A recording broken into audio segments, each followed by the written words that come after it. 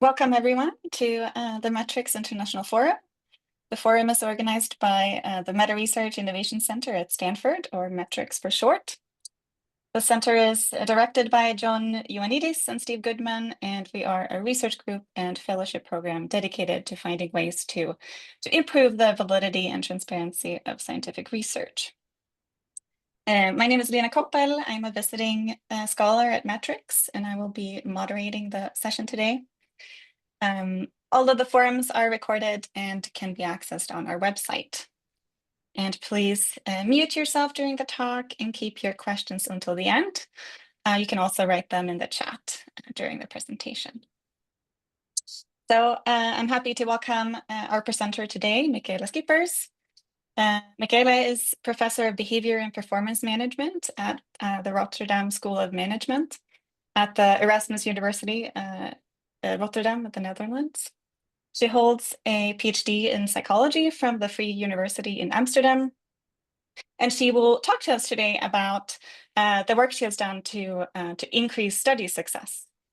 With that, I will hand it over to you, Michaéla. Thank you. Oh, thanks for the nice introduction. I will introduce myself a little bit as well. I've been with the Rotterdam School of Management for 21, I think 22 years now. And I'm teaching courses on behavior in organizations, positive psychology, and the future of work. And so I also do a lot of research at the same time. And it's usually educational research in order to make sure people are their best possible self, but also have some more study success or any success. So one of my hobbies is Taekwondo, one of my long-standing hobbies. So this is what I do in my free time. I thought it was nice to share it with you. This is an actual photo. It's not photoshopped. It's in the mountains, in Swiss mountains, actually, near the Aletsch Gletscher. So, and I am one of the scholars that like to do a lot of topics. I started out with one topic. It was superstition in sport. I was even a student back then. Then team reflexivity, that's the extent to which teams learn and try to improve themselves. Ambidexterity in teams, diversity in teams, entrepreneurial intentions, life crafting, social exclusion, social networks, motivational mindsets. That's actually been done by a PhD student of mine who now graduated. Organizational energy and societal demise and its reversal, and that's only some of the topics I'm doing. But if you overall, I really am interesting in optimizing performance and well-being, which also fits with my chair. And this is, I'm doing this in the Erasmus Center for Study and Career Success that I founded in 2017. And we started to do contract research after we found out it was very successful for our students, and we wanted other institutions to profit as well, and to build a database at the same time. So by now, 25 institutions and about 60,000 students have participated in the goal setting program, but it's I started calling it life crafting. So if you hear me say life crafting or goal setting, it's basically very similar intervention, not always exactly the same, but that's being described in the papers. So what I will talk about today is mainly life crafting. As I said, I called it also goal setting. Motivational mindsets and the use, why are we using in general ineffective interventions, and why did I get interested in that? Well, I started finding out that it really worked, which I will tell you in a minute also. And then I found out that our students actually did much better. And then there was a very nice meeting in 2014 at our university, and the Dalai Lama was there to see the future of education and educational interventions. And then the people were presenting like a host of topics on how we let our students choose their own curriculum, how we take them to the mountains and let them reflect on their life and everything else. It sounded great, actually. But every time there was no presentation of any research findings. So I was like, yeah, it's nice, but I would like to have evidence-based intervention. So that's one of the reasons I started. I will tell you a little bit more about that as well. So if we still have time, I'll also talk about societal demise, and that's basically if we don't use effective interventions, or if we start to use widespread ineffective interventions, there might be societal demise. That's why I'm talking about that as well, some future research and invitation to collaborate. So contact me if you want to collaborate. I will also show a slide of that later on. But how it all started was I was teaching classes like this. We have really big classes, like 700 first-year students coming in each year, and these are only the Dutch students. We also have international students, which is called International Business Administration, or IBA. We have 550, I think, coming in each year, so huge numbers of students. So I was teaching a class like this in the beginning of the year, and it was really beautiful. The whole class was filled with enthusiastic students that really were aiming to, start an academic, at least a study and finish their studies. And then at the end of the first introduction, which was the kickoff class, which we did with program management each year, I asked how many of these students remain at the end of the year. It was just an innocent question. I was just wondering. And then they said half of them. So I was picturing that like half of my students wouldn't be there anymore at the end of the year, the first year. And I was like, this is such a waste of talent, basically. It's not only, motivation. It's not only that they cannot do it. So there's a host of factors that probably plays a role there. So I started to get interested in that topic. And after a while, we even started, the university even said, okay, we are gonna ramp up the whole how do you say, the bar. We're going to raise the bar for students. So they already had to have like 2/3 of the program they had to finish in the first year. And then the head of the university said, okay, let's make sure that they finish everything in 1 year. But if half of your students already drop out doing 2/3 of it, not even getting that goal, how will they do better? If they, how many students will drop out by then? So we have to do something for them. We have to help them. And so I came up with this study that I found with Dominique Morisano et al. Reflecting on personal goals improves academic performance, which was basically a goal setting program, thinking in the first part about your life, and the second part, setting goals. I will tell a little bit more about that. But it was found that she had a control group and a goal group, and the goal group did better in terms of GPA after the first semester. And these were basically struggling students. So I thought this fits in the new science of wise psychological interventions. It's a short intervention. It takes a couple of hours for students to write their goals down, and a little bit more. And Gregory Walton is actually at the psychology department of Stanford, and I visited him and in the with the Carol Dweck and Gregory Walton lab in November, when I also visited Johnny Unides at Stanford and the group, of course. So some of you that are now listening, I've seen, and thanks for joining. So I also thought, okay, this is about the power of words. What do you write? How do you write? And it's guided writing. It does matter how you write, but if it's guided writing, people can change their ways. So I started writing a paper about life crafting as a way to find purpose and meaning in life, but also study success, not only purpose and meaning. So what is life crafting then? It's a process in which people actively reflect on their present and future life, set goals for important areas of life, social, career, leisure time, and if required, you can also maybe say, my life is perfect already. I don't have to make any concrete plans, but they make concrete plans and undertake actions to change these areas. So they make a plan, and they also write down what they will do if they have any obstacles and everything. And the idea is to get these plans and actions more congruent with their values and wishes. So, many people want to, if you want to have a diploma, it's good to study now and then. But of course, there's procrastination. There's other things that are also interesting, student life. And so life can happen while you're making other plans. But if you make good plans, they may actually come true. So in 2018 or 19, I forgot, I did a TEDx talk about this where I said it's basically 3 Ps: write about your passion, then make a plan, and the third part is making it public. So basically it looks a little bit like this. Part 1 is writing about habits, social life, career. But the most important part in that part 1 is the ideal future. Writing about your ideal future if there were no constraints. Let's think, everything is possible. And then you write about the life that you what life will look like if you do not change anything. If you don't make any changes, what will happen then? So it's really thinking about this. So here's an example of we made it a little bit more lively for students, giving them tips and everything. So here's somebody writing that he, I know, is very passionate about teaching and supporting students.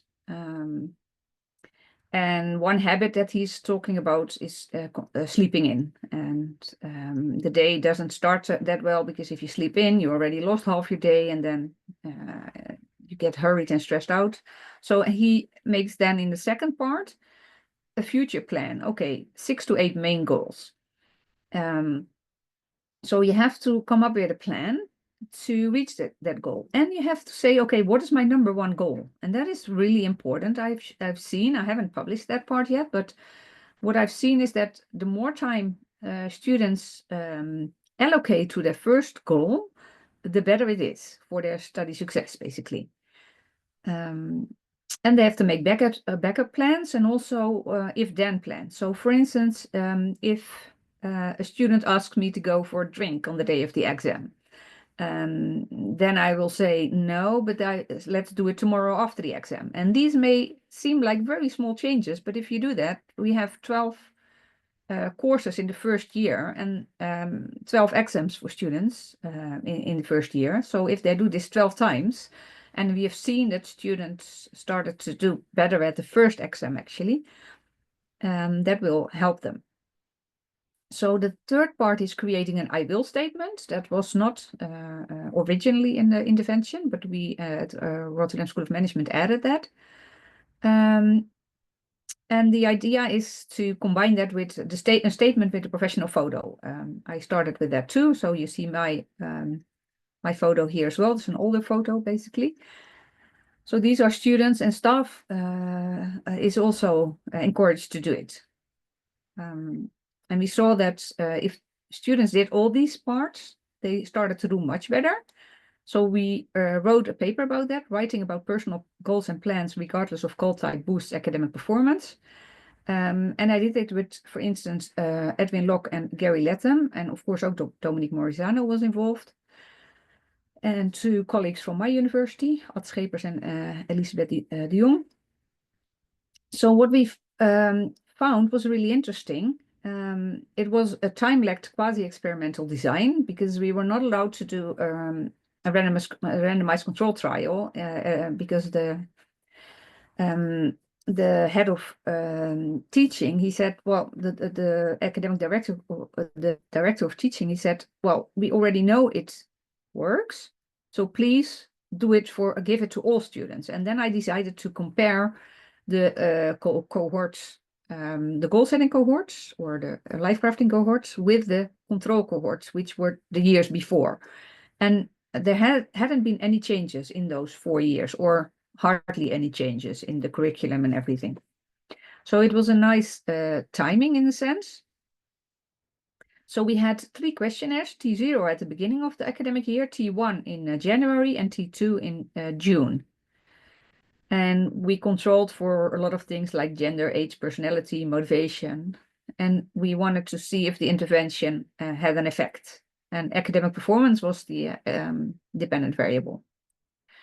So the intervention effect, so we compared if the intervention worked. But within the intervention, I wanted to know, does it matter if they write more, so number of words, and the goal attainment plans, the quality of the goal attainment plans, did they write really general or very specific plans? The goal type, was academic versus non-academic. We had like 7 different goal types, but then after looking at all of them, the most important distinction was academic versus non-academic. Non-academic could be like better health, better trying to visit family more, or all these kind of things. So an extent of participation was, did they participate in one part of the intervention? We had 3 parts, as I just mentioned, 1, 2, or 3 parts, or 0 parts. So that was 1 to 4, this variable. So here are the effects that we saw in a hierarchical regression analysis. And then you saw that the number of words that were written was significant. The goal attainment plans and the extent of participation were still significant if you looked at the over and above the control variables. And what we saw is that goal type didn't matter. So academic or non-academic goals didn't really matter for academic performance, at least. So what we also saw that in general, the cohorts that participated had a 22% increase in academic performance, and the dropout rates also went down by 22%. And there was a huge difference between students that didn't do any of the, because it was part of a course, so it was expected from them to do it, and it was even somehow, yeah, because it was part of this course, they should do it. But 12 students or the a number of students didn't participate. It was a small number of students. I think it was only 50 or something, but they had only 12 credits. And so it was until full participation, which is basically doing all 3 parts, like the part 1, part 2, and the I will. They had 49 credits, and 60 credits was the maximum. So you could have 60 credits in 1 year. And credits is the most important outcome variable in the first year, because in the Netherlands, it doesn't say, GPA in the first year doesn't say anything, because if you have only 1 course and you pass it, then your GPA could be very good, but then still you need to have like 11 other courses. So this says something about the number of courses that the students have passed with a good or a good enough grade. So, and also what after a while I started to calculate how much extra income there was for the university, and it was 2 million euro per cohort, which is a lot in the Netherlands because the tuition fees aren't that high. So that was more than I expected, to be honest. And what we found was that the intervention also closed the gender and ethnicity minority achievement gap. So if you look at here are the 4 cohorts again, the 2 control cohorts, or for this study I took 3 control cohorts actually, so 1 more and an intervention cohort. And then we saw that in the intervention cohort the gap was changed quite a bit. The gender gap closed by 98%, so was almost non-existent anymore, and the ethnicity gap closed 93% by the 2nd year. And I think it was 38% in the 1st year, which was still quite big. And very nice to see, of course, because that's a long-standing problem, the differences between the genders. Actually, it was female students doing better. If you are wondering, you can also see it, I think. No, it's not in the... yeah, it is female. You can see the female students up there. And then I had a part-time PhD student who wanted to do the experiment and see if it could be found in higher vocational education. And so he did a large-scale field experiment, which was a randomized controlled trial as well. Well, not as well, because mine wasn't, so his was. 1,134 first-year business and teacher education students. Actually, these are our neighbors. And it was interesting because when he saw the first results, Isaac Decker was the first author. He was very he was kind of disappointed because they expected, of course, about 22% increase, and then we found out that these students were writing 1/3 of the number of words that our students wrote. Our students wrote on average 3,000 words, and they wrote on average 1,000 words, and still with these few hours, like 2 hours or so that they were working on this, there was a 50% lower risk of dropping out. So it was a really nice effect, but he didn't find the differences for men or ethnic minorities. And also the extra question was, does it do anything for self-regulated learning, resilience, grit, engagement, or well-being? And he did not find these effects. So this is the table, and the intervention is all on the top, and all the other things that he measured. Well, not all the others, but in this one, he looked at the effect of the interventions and looked for ethnic minorities, male, teacher education. So the kind of education. So here you saw also this positive effect. And then I had a PhD student who said, well, maybe students start out with a different mindset when they enter the study. So should we look at the motivational mindsets that they have? So we call that the motivational mindset model.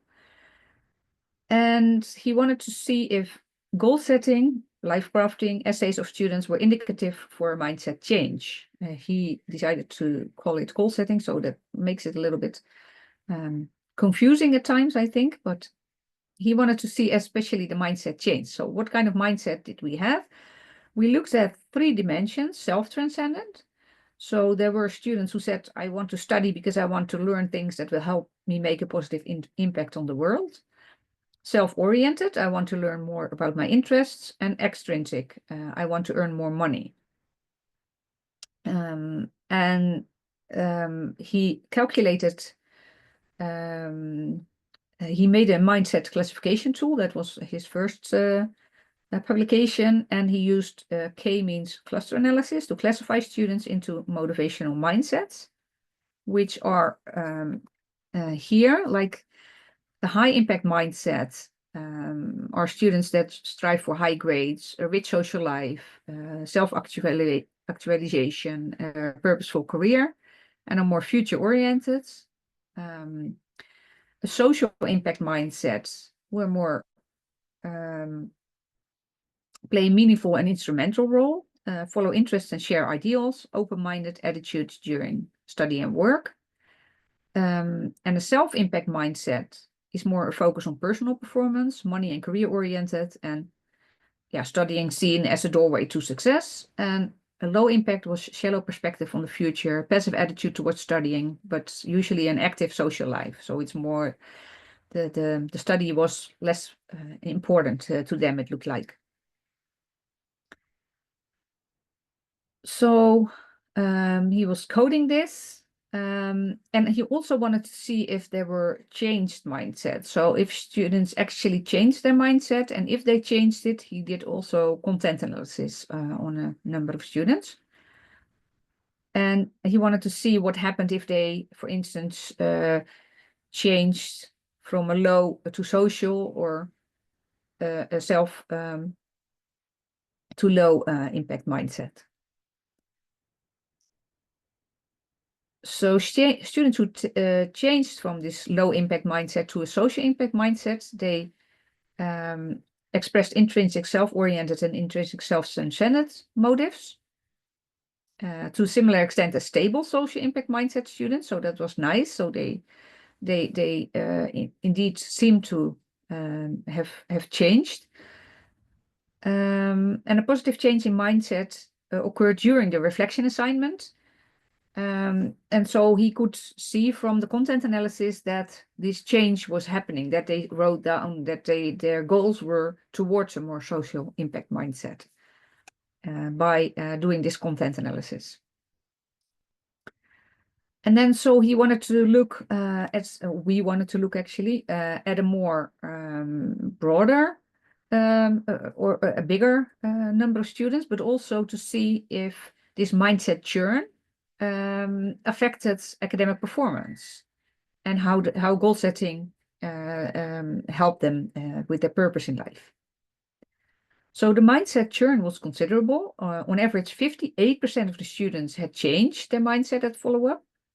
And students with a low, and unfortunately, we couldn't, it would be nice if we could have, of course, looked at, if we didn't give them an intervention, if the mindset would be more stable. But unfortunately, we were not able to do that. As I said, our director of education didn't want us to leave any students out because he said, yeah, we already know it's positive. And so there was no randomized controlled trial, which I would have liked to see.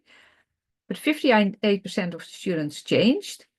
And students with a low impact mindset at follow-up were more likely to drop out. So if they kept their low mindset or changed to a low mindset, they were more likely to drop out.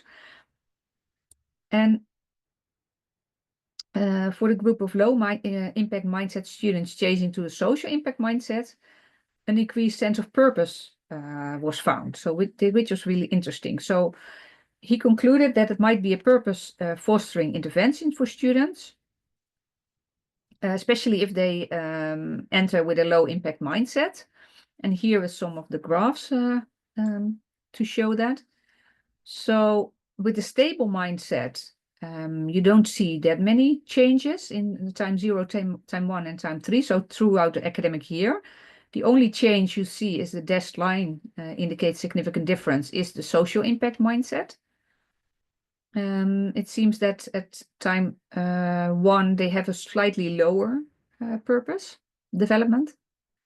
But here you can see for the low to social, there's quite an upturn in their purpose development. And for the self to low, if they change from the self impact to a low impact mindset, you see quite a drop also, especially at time 2.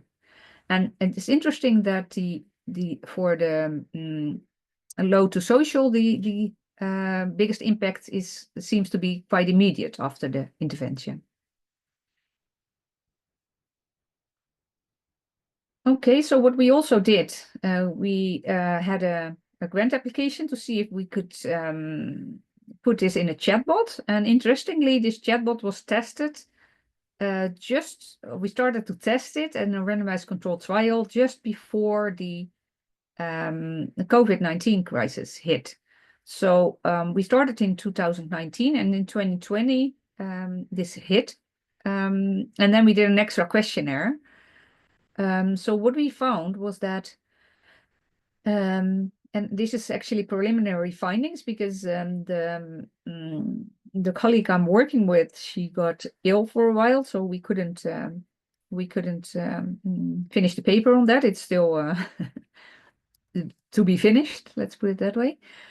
But we see that the chatbot, the students who used the chatbot, they could it was a randomized control trial. So if they had a chat in the chatbot condition, they had their ikigai, which is purpose in life, still, let's say, on par. But if you look for the control group, this purpose in life seemed to drop quite considerably. And this is a significant difference. And for future self-continuity, which is how you see yourself in the future, if you see yourself functioning in the future, let's say there's people who live in a impoverished environment, they don't usually have a very high future self-continuity. And in 2020, this dropped for a lot of people. But you can see that for people in the chatbot condition, this even increased during the, or just before the crisis, and it stayed on par, which is interesting. So the life crafting intervention, we had several PhD projects, about 10 publications on this topic so far, and we had several successful grant applications and about 10 years of data. So I would encourage you to contact me if you'd like to collaborate on one of these topics, because I feel like we have only researched a little bit of what we have so far. So in general, I needed 10 years to reach about 60,000 people. And I started wondering, why do such evidence-based interventions not spread like wildfire? And it's basically interesting because, of course, I'm only, giving presentations, but it's not really being sold in a sense. We have a spin-off. It's called Goal Start. But still, it's not like, you would expect something so nice. Actually, I did this with about 5 people, all in part-time. So that is basically very interesting to see how you can reach so many people with so little staff. And some ineffective interventions spread and keep being used sometime for ages. And I think when I was in Stanford, I used the example of bloodletting, which has been, I think, been used for about 100 years, and it was already very early on. It was clear that it wasn't really helpful, at least not on the scale that it was used. And of course, you can make like a list of ineffective and effective interventions. And we know that, for instance, there's one that's called scared straight, which is when you have juveniles youth on the brink of offending, or they're already offending, small scale. What there is this intervention that's called scared straight. So the police will bring them to it's a program where they bring them to prison, and there's inmates shouting at them, "Don't do as I did, because it's not really good for you, because you end up in prison. You don't want that." And it turns out that people or youngsters after that are more offending than before. So that's really interesting to see, and it's also interesting to see that we already know that's in the 70s that it doesn't work, and that it's backfiring basically. And then it's still being used, and you can binge watch it if you want. So it's really not clear why these interventions are keep being used. So also I saw this during the Corona crisis. So I wrote a paper for the greater good, and I saw that there were a lot of negative effects, mental health, hunger, all these kind of things. And then I got in contact with John, and we wrote a paper on the rising inequalities during the COVID-19 crisis, and also a proposed way forward. So even democracy was a little bit at stake, and we know that from a lot of reports as well. And I wrote this paper on decision-making processes in COVID-19 crisis, but still it's not being used. And so even if you keep making the wrong decisions on a grand scale, on a global scale, then in the end you could get caught up in a debt spiral. So I started thinking about how individuals, teams, organizations, or even whole societies can be caught up in a spiral of dysfunctional decision making, and then get into societal decline. So we started to call that the debt spiral effect. And but if there is a downward spiral, you can also go to an upward spiral. So we're modeling societal demise, but also its reversal. And for my podcast, followthescience.nl, I made a little film about this. So it's continuous flawed decision making. One bad decision leads to another, and can even lead to the collapse of an individual, group, or society. Just like an antmill, they keep on walking in the same direction, even though it's leading to the death of most ants.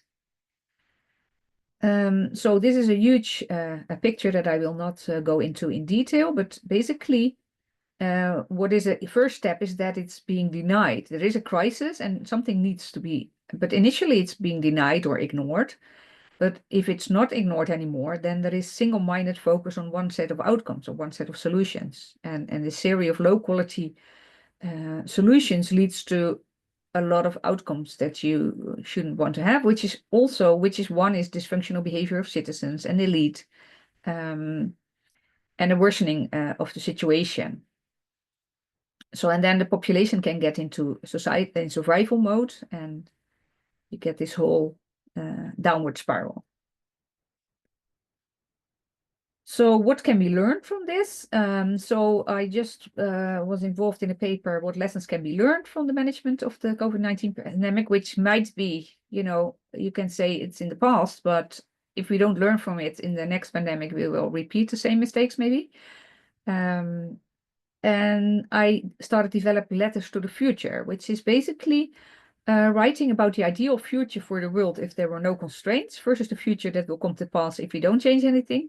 And in the second part, people will write about what they can contribute to any changes in this.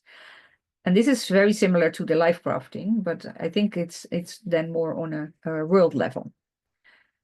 So, and the role of science in this, of course, which is John's main, or one of his main topics. He has a lot of topics as well. The role of science, and also I'm writing about what, and I didn't mention it here, but what politics can do to avoid biases and errors. You wrote a paper about that. So future research, and that's research that I already started to do some of it, is the overview effect. It's when you view the Earth from space, but you can also induce that by letting people look at a film. You cannot send everybody up to space.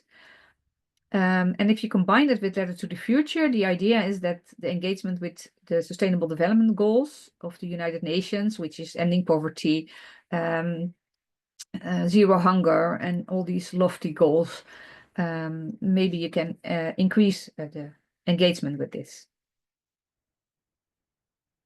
So my dream would be to make sure that everybody can profit from effective interventions and also contribute to a better world, like I hope to do.